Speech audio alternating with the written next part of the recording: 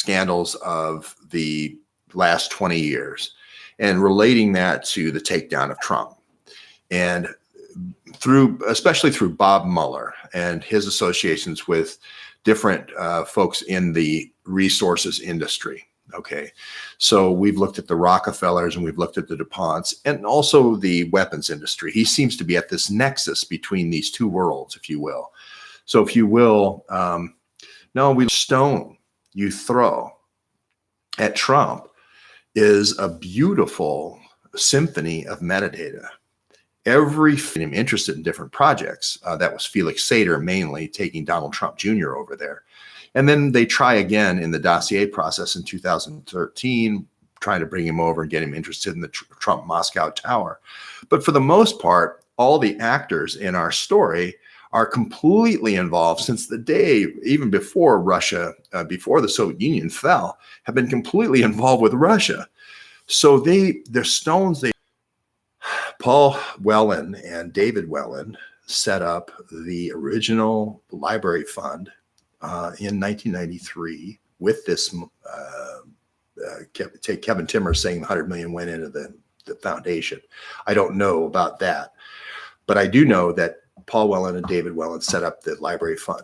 And David Whelan, the same guy who sells going and getting these people now in Russia, the GRU, he's a librarian expert. So he's kind of like a spy guy. His thing is consolidate everything into the library. Now we've got all the spy stuff. Sort of a Google small, I think he actually, the model does, the idea is take all the law libraries and bring them all into a centralized state capitol law library. So the Clinton Foundation was originally supposed to be a library project. Well, if you bring in all the records from the Bill Clinton presidency, you have everything. Right? You can use that as your treasure trove for dossieing people and doing covert operations. It's like you never left office, right? So David Whelan's a big part of that. Paul Whelan was more the recruiting the sniper guys. That's why he's bringing all the Marine snipers to the Clinton Library when it's open, right? Well, they transition at some point to recruiting foreign snipers, obviously, with the GRU. And Paul Whelan, obviously, wouldn't be caught trying to get a list of GRU snipers if they didn't transition at some point. So we have to figure out where the Russians are in this. And Kislyak is going to be the guy. Kislyak is going to be the guy with all this covert stuff and it's going to be on Butina's laptop. It's going to be on Butina's laptop. It's 12 terabytes, folks. So Marchenko, yeah, SOS. Yes, he was. He was the bad seed. And again, there were some good guys on this team. There were some bad guys on this team. And a lot of the good guys got shot running up this airport runway. So, okay, let's leave that. I'll just say David Whelan also goes to Ohio to erase everything in Ohio in 2008. He did and plus dossier everybody in Ohio because everybody sits down and says, hey, if you don't win Ohio, you're not going to ever be president. So we got to dossier everybody wearing shoes in Ohio. Then David Whelan goes to Ohio and does a project with, my brother, David Whelan goes to Ohio and does this library consolidation project. And it also helps roll up the nuclear industry. You obviously have BWXT there, you have Battelle there, you have all the nuclear plants there, you have 2 plants up on Lake Erie, one in Toledo, one in where I used to live, near where I used to live, in Menor Headlands, which I think is Perry Nuclear Program. There was another research reactor, I think 10 miles west of Ohio State in Jefferson. There was another one down south by Piketon. There was obviously the Piketon diffusion plant. There was at that time still, well, I don't know. No. Anyway, you get the idea. Is we're going to roll up all the records here. We're going to have all the records. And if we did in 2008, again, this is the same time that Bob Levison's going to Iran. We could export all this industry like we did when I was senator in New York. We exported those industries in New York. We could export these industries in Ohio. I'm going to become president in 2008. So let's consolidate all this information up so we can deal this out, so we can export these businesses out. Well, you know the story. Obama becomes president. They didn't figure on that. And Hillary says, well, I can still export all the industry out of Ohio. I'm going to be Secretary of State. I can take stuff inside the United States and sell it overseas. Okay. So I think that's where Lisa Page really comes into the picture. Peter Strzok was already a part of this, selling stuff to Iran. Okay.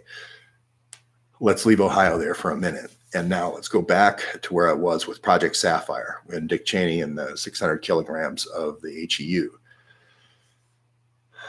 I can't say for sure. Okay. I can't say for sure, but I think all of our people in our story with Megatons and Megawatts and Mark Lambert and Defense Threat Reduction Agency and Fort Belvoir and all that are going to go back to that time. And I think this is where kind of Hillary does a détente with Dick Cheney. But Project Sapphire leads directly into Megatons for Megawatts. Remember, Mikrin is our Russian in our story who is doing this. I don't know if that's going to be James Edward Dossier, but there was a Russian interpreter supposedly with the name of Dossier. It seems kind of a funny name. So I think that we don't know who the Russian interpreter was for Project Sapphire, but I say that's probably Mikrin. Right? I mean, we don't know that for sure. Again, Mikrin's using a BlackBerry. Our fearless Department of Energy investigator that I talked about yesterday, Gadrin, is trying to get his BlackBerry. I'd like to see what's on that BlackBerry.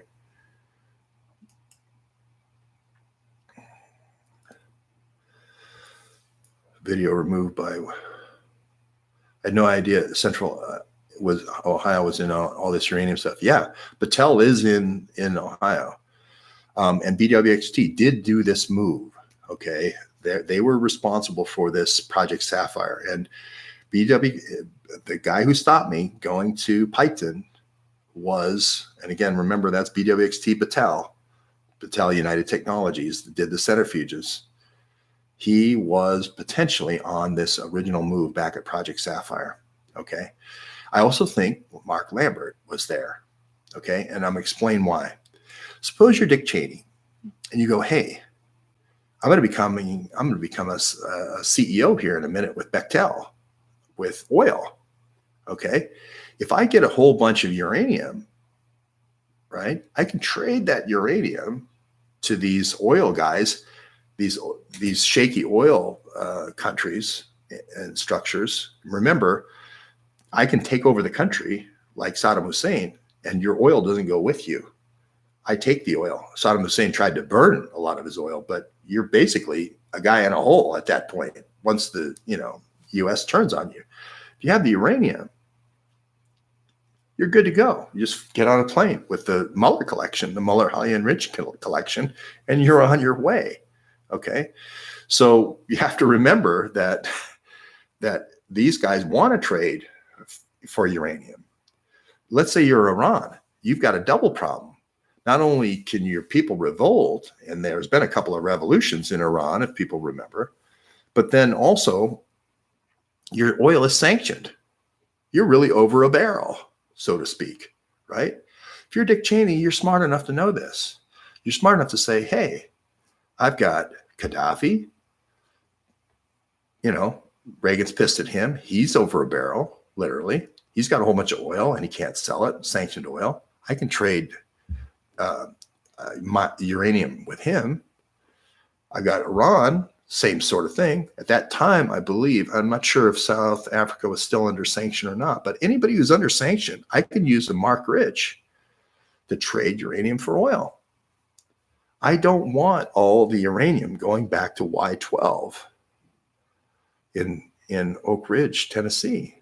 That's not what I want. I want it stopping somewhere along the way. I want it going through Ukraine. I want it going through Pakistan. I want it going through one of my guys' countries. And I want some of it to fall off the truck.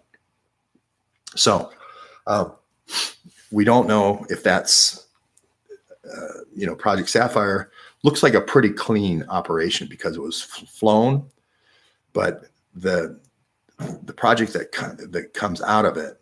Now, you may see this video I did a year and a half ago about Agent Pettijohn saying, hey, he also made a stop in Mount Athos. There was another processing plant in Virginia, a place called Mount Athos, where there was supposedly some down blending that was supposed to happen. So maybe there was some hanky-panky in Mount Athos. We don't know the answer to that. But looking at Sapphire as a model and saying, hey, wait a minute, this is not the way to do it, to divert this stuff. What we want to do is we want to put it on rail cars. We want to put it on trucks. We want to have a whole bunch of terrorist organizations and criminal organizations. We want a lot of handoffs so this stuff could be diverted. Now, in the original Sapphire program, supposedly 10% was unaccounted for. And megatons and megawatts can be a lot higher than that. Going to be a lot higher than that. Remember, the people that are involved in the company at Uranium One, the CEO is Fisk, Rodney Fisk, who we can't find any pictures of, and a South African like Mark Rich, negotiating the peace dividend, the big peace dividend of the Cold War. Big peace dividend is their stuff, their weapons. We're going to get their weapons. We're going to get all the HU out of their weapons. This is the peace dividend. We're going to give it to a small trucking company, and we're going to have a South African that nobody can find a picture of negotiate the deal. For 3 weeks, 4 weeks, longer than that, I've been talking about somebody show me a picture of Fisk. There we go. Somebody show me a picture of Rodney Fisk. Are we sure that now James Brown Fisk is the first director of the AEC? If you read the story of who the only company, there's one company in France called Transnational that ships uranium. The only American company qualified to ship at the time of Project Sapphire is Edlo. The only one. The two guys that work for Edlo, Fisk and Mark Lambert. Now, if I told you that Mark Lambert had spent 5 years in the Iraq War in Navy logistics, speaking Farsi for both submarines and surface ships, been on hundreds of submarines and surface ships in Navy supply. Okay. If you're already in that situation and the war lasted, 100 days or something like that in 1991, the next thing to do is say, hey, Mark, you're Farsi speaking. You know logistics. How about when we, take over some of these different things that we took over in Iraq, different nuclear sites? How about moving that to another customer? How about going to Kazakhstan for us? Becoming a part of this thing where we're moving all this highly enriched uranium. And we'll sell some of it to Iran for their nuclear ambitions. We'll sell some of it to Libya. Somehow Libya, supposedly at this same time, miraculously, AQ Khan is selling a lock, stock, and barrel nuclear cascade, and somehow it gets into Libya with nobody in the Defense Intelligence Agency finding it out or figuring it out. Some guy who's living in a barracks, in Rawalpindi, in a PAC ISI 111 barracks, is going to orchestrate the thousands and thousands and thousands of shipments of different stuff that has to come together, and all the engineers that have to fly in and come together that are well known in the international community to come into Libya and put in secret uranium spinning capabilities in 1993. We don't know, but it looks like a state-supported deal. Hey, Gaddafi, here's the deal. I got you over a barrel. Reagan hates you, right? Reagan's out of office by then, but they hate you. Your oil is under sanction. And we know Mark Lambert illegally traded with Libya. We'll set you up in uranium. That way, if you ever have any problem, all you have to do is put all your luggage, your Mueller highly enriched collection on the plane and fly out. Then you can trade your uranium for gold. You're going to be golden. Dude, you're golden and you don't even know it. And what does Gaddafi say? Sounds good to me. What do I have to do? Well, we're going to have this guy called AQ Khan. It's going to be kind of like an Al-Qaeda Khan, AQ Khan, right? And he's going to be the guy that we're going to choose to ship this stuff to you. And most of this stuff's going to come to you ready to go, lock, stock, and barrel, okay? Literally lock, stock, and barrel. They're going to take this factory down and basically put it in Libya. That's what I think happened. Maybe some of it went to South Africa as well. But whoever you want to sell the uranium to, you're also going to sell the centrifuges and all the whole factory, right? You're gonna move this stuff. Do you want to bring it all back to Y12 and have it gather dust at Y12, or do you want to sell it to somebody who you want to buy cheap oil from? If you're going to go into Bechtel, that's a lot of drilling. That's a lot of pipelines. I'm gonna go crazy in Africa. You're going to be my guy, making friends with all these African nations. We're going to go in and do all these pipelines. Bechtel is going to go in and do all the infrastructure, and I'm going to become rich. And then later Halliburton, right? So again, we don't know if Mark Lambert's that guy or not, but you could see where he would be. If you were going to take the uranium and then lure these guys in uranium for oil trade, he would be the perfect guy to do that. Now let's keep going, okay? The other person who, this Gadron guy that I talked about yesterday, remember that the person who is this big caper, this is the Great Train Robbery times a million. This is the Great Train Robbery, stealing all this highly enriched uranium, times a million, because it's our Cold War. It's 50 years of our Cold War history. This is the takings and the diversion of that. So the guy, who do we put on that? A guy named Gadron, Gadren, David Gadron. And again, another mystery, another enigma. We can't find a David Gadron anywhere. Can't find him anywhere.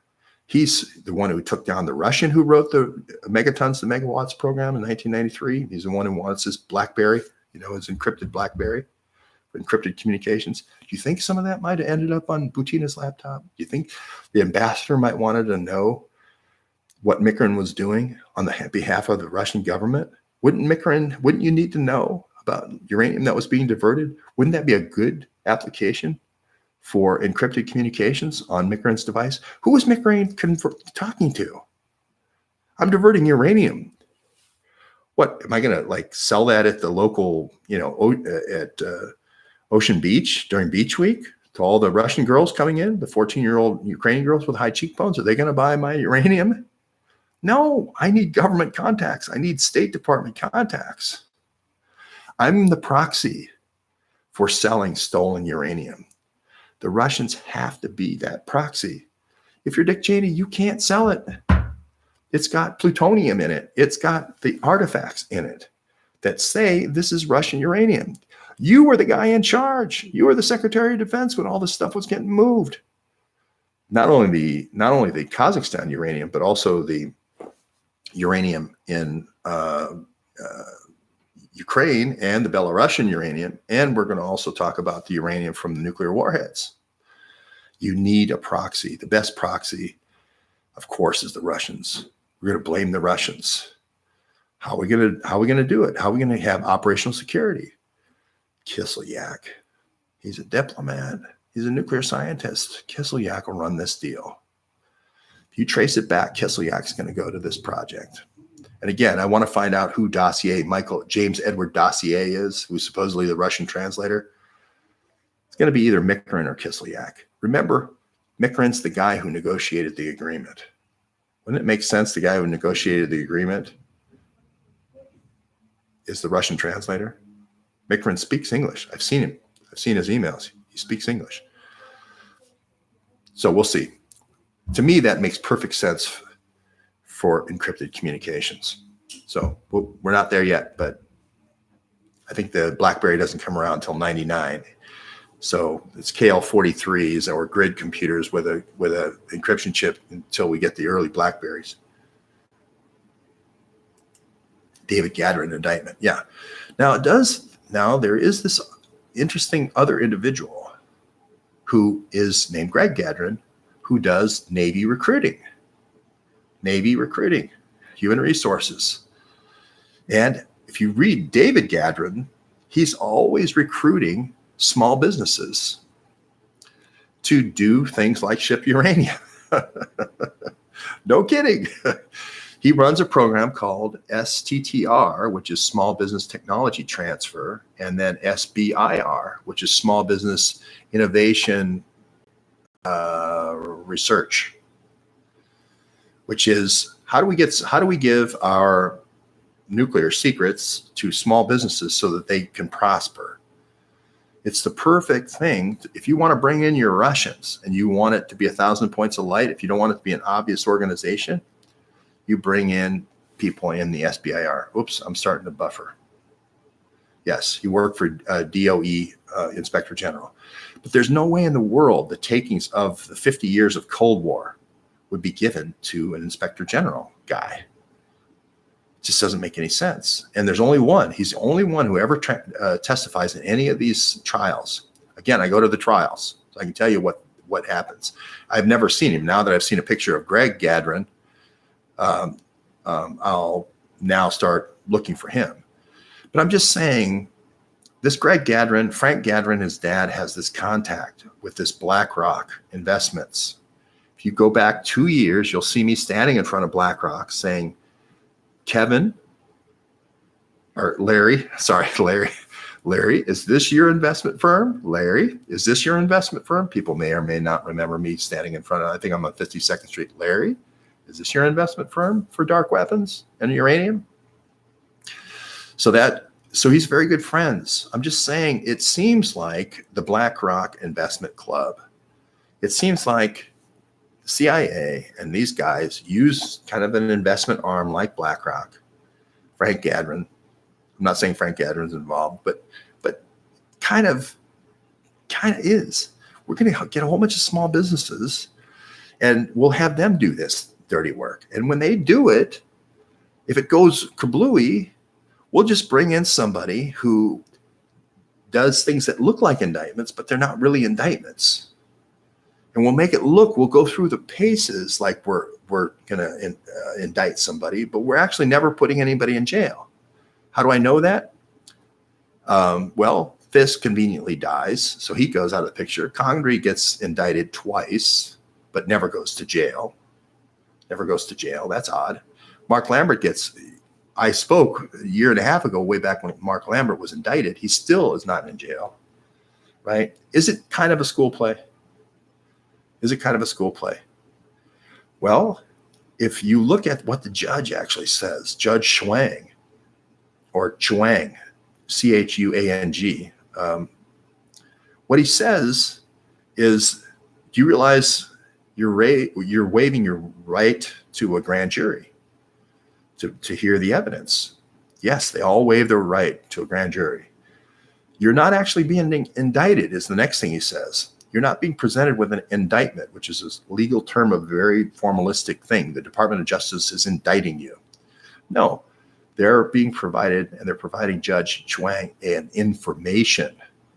Now, we think of information as a generic word. Oh, that's great information. Thanks for the information. But information with a capital I is a type of legal document, which means I'm not indicting this person. I'm just informing the court this person exists with suspicious activity. It's kind of one level up. It's kind of like an FYI to the judge. You may need this information for your other deliberations.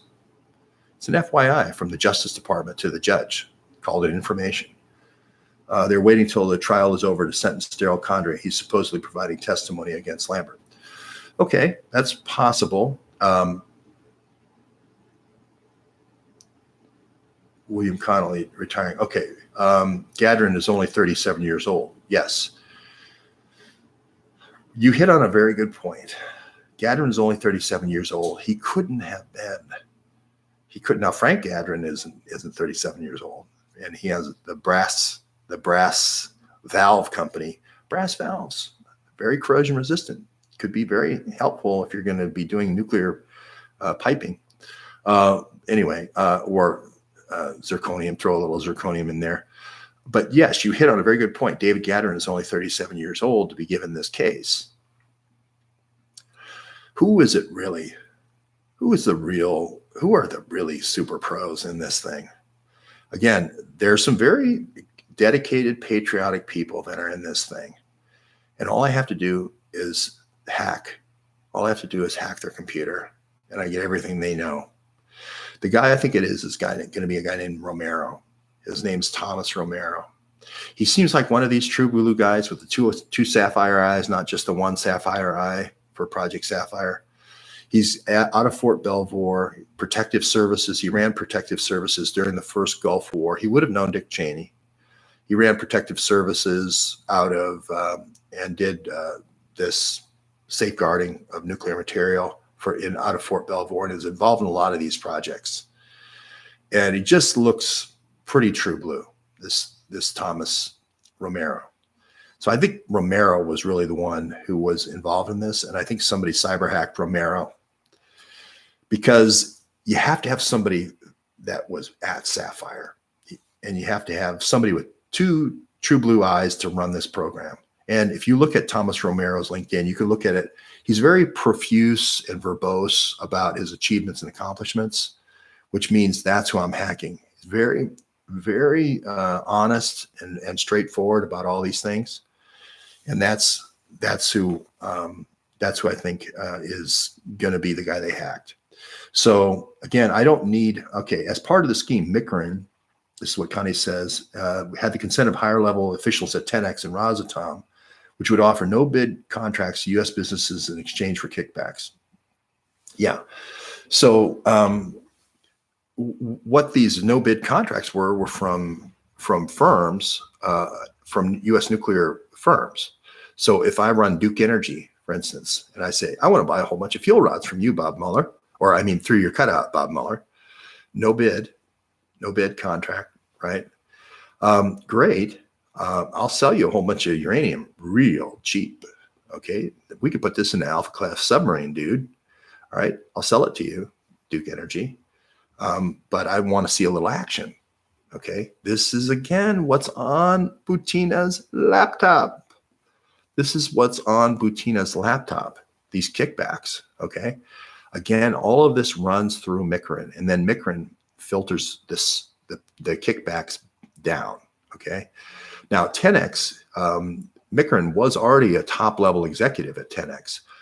Rosatom is owned by the same people who do Club K, which is it's basically this JSC export, basically the export business of Rosatech. Rosatech is all the defense technology of the old Russian empire, which means Sechin is involved in this. Sechin, Carter Page, the guy Carter Page goes to meet, Sechin's involved, and then Putin is involved at some point. Chad is not moving. Okay, Chad is back. Duke Energy sponsored the 2012 Democratic Convention. Yes, Duke Energy, but it's also Exelon. Exelon has an association. And again, if I have nukes and you have a bunch of nuclear power plants, we can do a deal. I can sell you the nukes real cheap if you do a deal with me and buy my gas. As long as you're willing to buy illegal gas from Iran, we're in business, dude. We're in business. You're getting Iranian South Pars gas, dude. You're going to get it cheap. So shut up and stop. You know, you're going to beat all your competitors. You're going to be able to be 20 cents lower on the bill. Or maybe that's 20 cents that you take to Bermuda. Okay. So we know Rahm Emanuel is involved in that, dealing with Exelon and the 11 nuclear power plants around Chicago. We know that. Now we just need to find all the other places. I think Duke Power, JK obviously told me about one, the lawyer for Duke Power, dying of an overdose. And so we're going to have to look into that. But yes, Thomas Romero. So right now, I mean, I'm not ready to say Romero is a bad guy because he just looks like such a good guy. Anybody who not saying the classified information, but will say what he did and the resumes don't disappear, that's a person who's telling the truth. The opposite is happening with Fisk's wife, who's this American university professor that seems to be over in England more than she is here in the United States. And her son's an actor in Canterbury, England, and all this stuff. Thanks, Connie, for that information. But she doesn't ever seem to be here. It just seems to be a school play. And they seem to, MI6 and seems to hire these people that are in the British theatrics. Her expertise is all this Shakespeare. Reminds me so much of the supposed sister of George Papadopoulos's George Papadopoulos's brother supposedly married this English actress, and this English actress is sending me all this stuff. I'm like, I just don't think he moved to Thessalonica. It just seems fake. It's fake.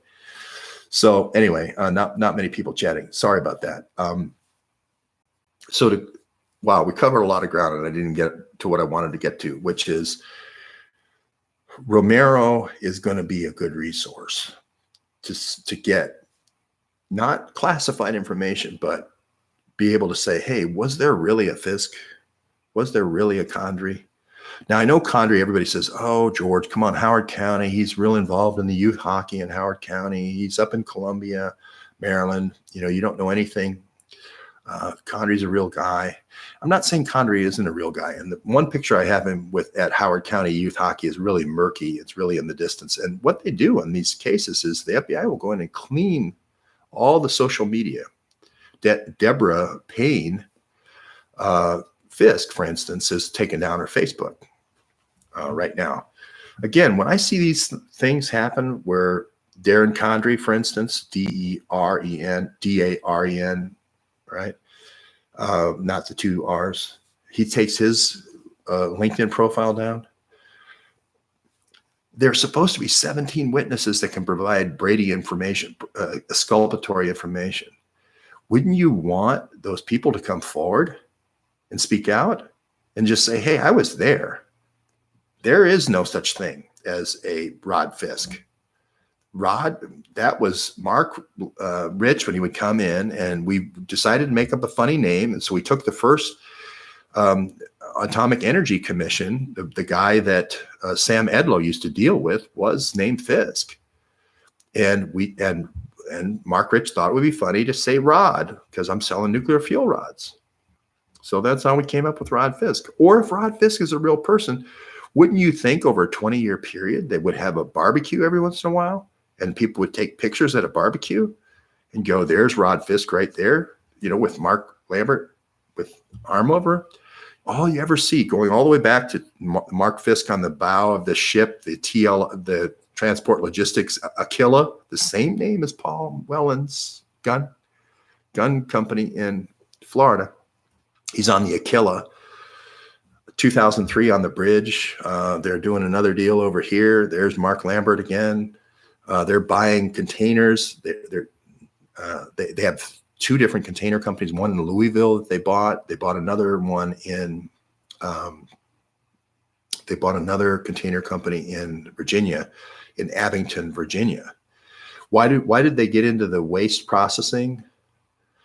I think they have the whole fuel cycle. They want this control, this small, supposedly 20-person company, which has got 45 people now, I think. There had to be somebody to take a picture of Condrey. Somebody had to take a picture of Fisk. And those people know people, right? It's the same thing with the Russia Working Group. There was like 40 people at the Russia Working Group with Bob Otto and all the gang that I took of that one barbecue they were at. You go in, hey, there's Victoria Nuland. Hey, there's Victoria. There's Kagan, her husband. She's in the State Department too.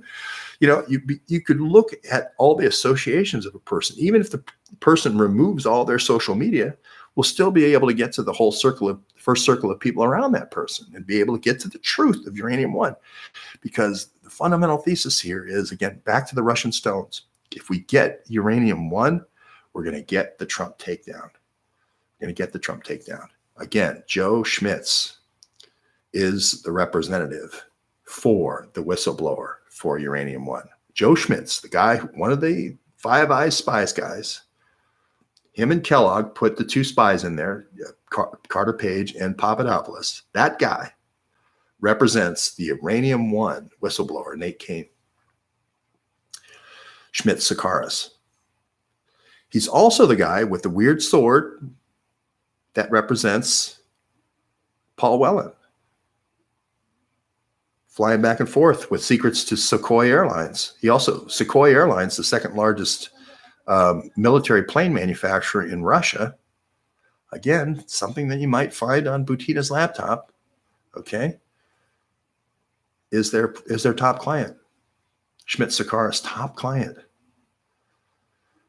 Hey, you may want to retain us because I'll get you the F-35 cheap or something very close to the F-35. Oh, wait a minute. We want you to have the F-35. You'll never win. Anyway, Joe Malta. Yeah. And okay, let's see. Culper of Duke Energy, likely related to Colvin of TLI. Yeah, that's a good one. Cool. I want to go back to Fisk being related to Pettijohn. I want to know about that because is Pettijohn Fisk? Is Pettijohn Rodney Fisk? The rods they got out of Kazakhstan. Again, I say Sapphire's the model to look at for every one of these that follow on. And they made a mistake with Sapphire with using the C5s because it's really hard to interdict the C5. You know, it just goes from aircraft base to aircraft base. And like, hey, what are you doing messing with the packages? Those are supposed to be going to, you know, Ohio. Those are supposed to be going to Dayton, right? Deborah Payne Fisk's son is a software designer and entrepreneur. Oh, okay. I thought you said he was an actor in England. Well, tell me where he lives. That's the most important thing. Is he in Canterbury or is he in the United States somewhere? Because we can go talk to Alex. I thought he was in Canterbury, England for some reason. George used to do a short summary later. I missed out on most of the stream. Well, I'll do it right now. The bottom line, she has two sons. Okay. The bottom line here is if you want to unwind the Trump conspiracy, the Trump takedown team, it's going to be the same group of people that are in Uranium One, the same group of people. It's going to be a combination. It's going to be sort of like a crossfire hurricane. You're going to have international intelligence agencies all going at each other, okay? And you're going to have people that are aligned in political parties in the United States that have used intelligence agencies, mainly Dick Cheney using the CIA and Hillary Clinton using the CIA and FBI to win. And that's the crossfire. That's the crossfire here. The insiders are the Cheney folks. The outsiders coming in are the Hillary folks, the Russians. And the Russians really are the only person the Russians are ever successfully able to put in the campaign is Butina. And I'm just saying Alex Payton lives in Canterbury. Yeah, I thought he was in Canterbury, England. I didn't know if he was I thought he was in the Dramatic Arts. But maybe he's a software programmer. But anyway, Colvin, I wanted to get that down. Colvin of TLI. And I don't know how people do these wonderful connections, but they're just truly wonderful. Because then all of a sudden a whole bunch of more profiles disappear. And that is beautiful metadata. When I say something on this show and then the next day they take down their profile, it's a beautiful thing. Culper of Duke Energy. Interesting. Duke. Okay. So the quick summary is by looking at the conspirators who are trying to take Trump down from both sides, from both the Democratic side and the GOP side, they're actually unraveling a history of crime over the last 20 years, at least 20 years. And a nice place to start looking at it is from just focus on one thing with uranium, which is a nice box because it's very well documented. There's a lot of documentation that goes with it. And we have these trials that are going on. Plus, I'm here in Annapolis, and I think they all met here in Annapolis. Annie North, not Andy North, the golfer. Oliver North obviously was a Marine and graduated over here as a midshipman. And I've been talking to people about Oliver North stories here in Annapolis. Mark Lambert was obviously here at Annapolis. And I'm going back to people who are either Army intel, like Romero, who would know a lot, or people who are in DTRA that came through the academy. Because usually when you have a group of people that are conspirators in something like this, which is literally the Great Train Robbery times a million, of course, put it this way. If you want to accuse the president of treason with the Russians, which obviously is not true, but you'd have to have two conditions in order to do that. First condition is not being afraid of the reprisals from the president if you accuse the president of conspiring with the Russians. There's only one organization in the world that is not afraid of reprisals from the president.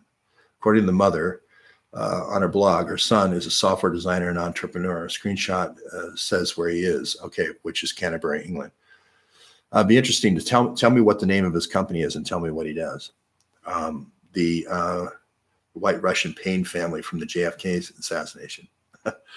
Well, wouldn't that be funny? Because the White Russians actually ran the Homa operation, the illegal drilling and oil operation out of Homa. The White Russian community that was brought in to Homa, Louisiana, and managed the weapons going all the way back to 63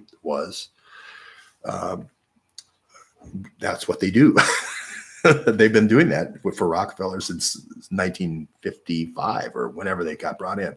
After basically the White Russians are the ones where they go, hey, you really should be the son of a czar. You should really be a count somewhere, or they say you should really be a czarina somewhere. You should really have, a lot of money. We're going to organize a revolution in Russia. So, you guys need to bring in a whole bunch of weapons and cache them here in this old Navy base, in this Homa, old naval air station there. And, you're going to be good to go. Now, if it turns out that's the pain that's connected with this, boy, wouldn't that be interesting? But anyway, that would be interesting. Rodney Fisk is not Condrey. Need a pic of Rodney Fisk, not Condrey. Yeah, there's one very grainy picture I have of Condrey. Again, what I want to do is I want to go to places around here in Maryland and go, hey, you ever see that guy before? You ever see that guy before? You ever see that guy before? Well, you were on the same badminton team, or you were on the same whatever team. So the more pictures you have with who's standing next to someone and so forth is really valuable information. Oswald was living with Ruth Payne for a while. Yeah, White Russians. Yep, that's right. Condrey is quoted in the article. The assumption would be that he is in the picture. No, I don't think Condrey's pictured. I haven't seen a picture of Condrey. So, yes, White Russian is a kind of drink. But the White Russian refers to the White Russians being those loyal to the Tsar, and then the Red Russians, which is the Nellie Orr type, the Bill Browder type, which say, Russia should be Red Russian, and then they had a civil war. And if you read Lakova's book, it's all about this. The key person who is the one who brings over all these people to exfiltrate all of our nuclear secrets, she writes a book about Halper, basically, and MI6, the whole crew, right?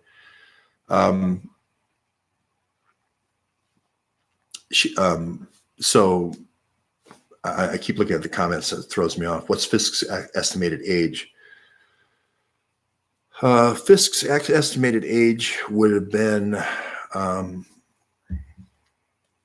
there's records for Rodney Fisk. I think the reason why they don't want you to see Rodney Fisk is because they're going to say,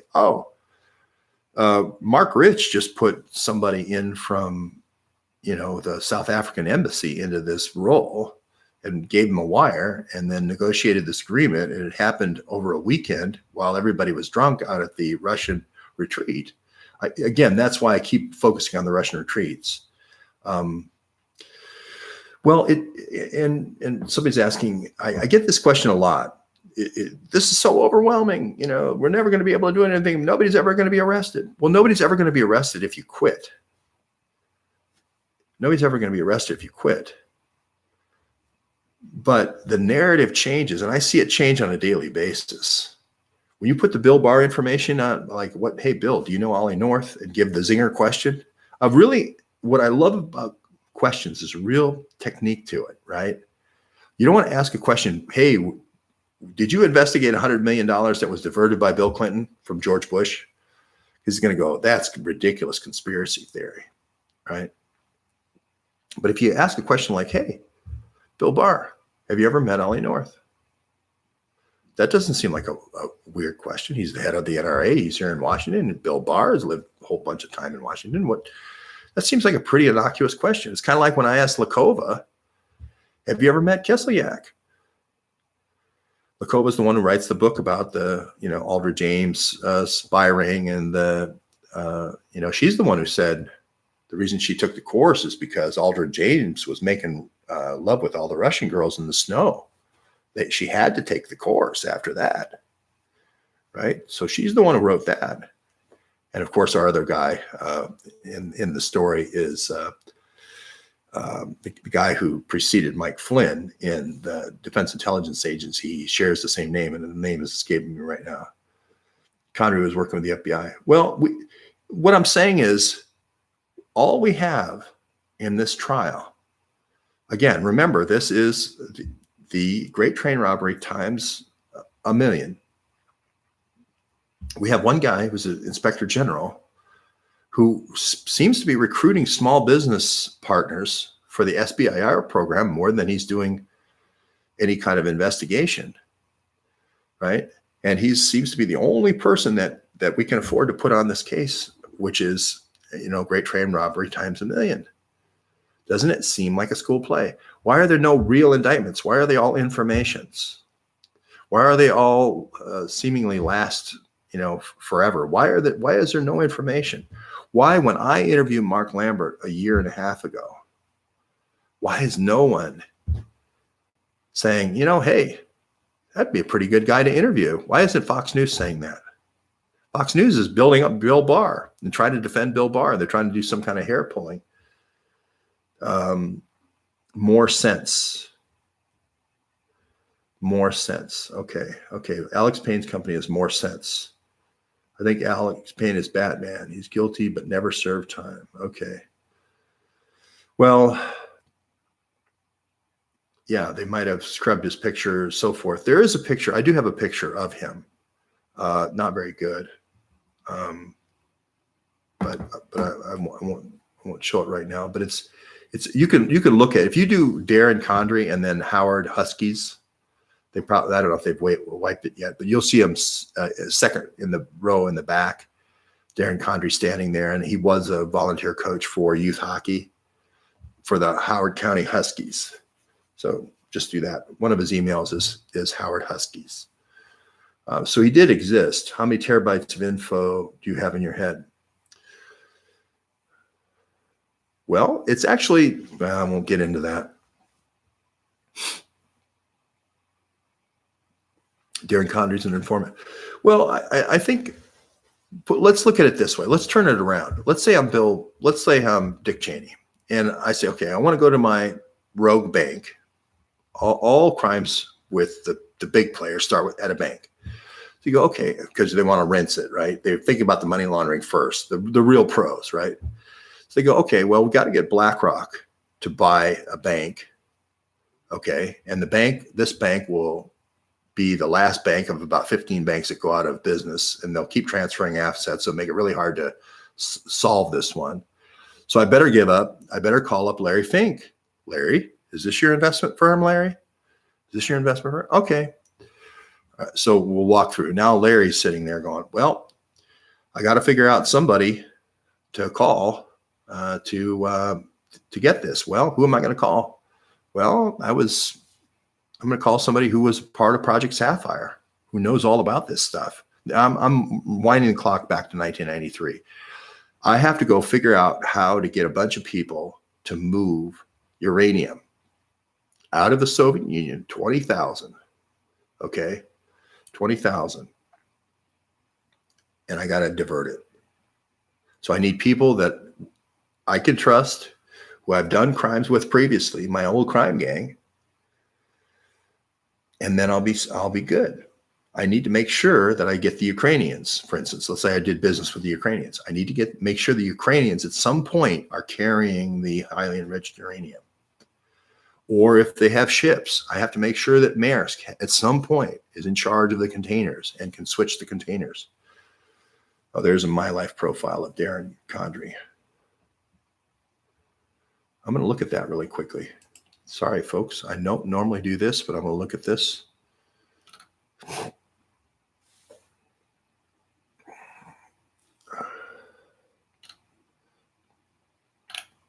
Yeah, not too much information.